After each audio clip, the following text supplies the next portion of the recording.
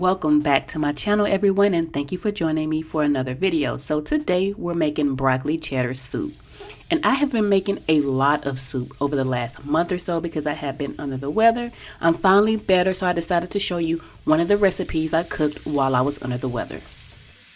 So I did make a ton of broth-based soups while I was sick, but I wanted something different, so I made broccoli cheddar soup. So I will start by taking my butter and my olive oil, heat them in my saucepan, and then I'll go ahead and saute all of my onions and carrots and a little bit of salt and pepper for 5 minutes.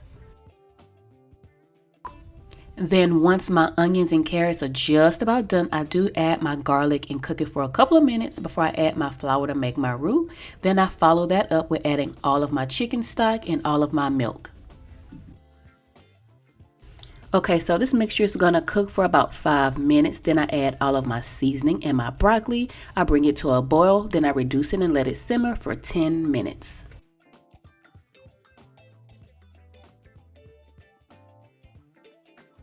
So the soup is pretty much done at this point, and you can honestly stop right here, add your cheese and a little cream, and boom, you're done. But I am gonna blend up about a third of my soup, and then I'm gonna add it all back to the pot, then add my cheese, and then I'm done at that point.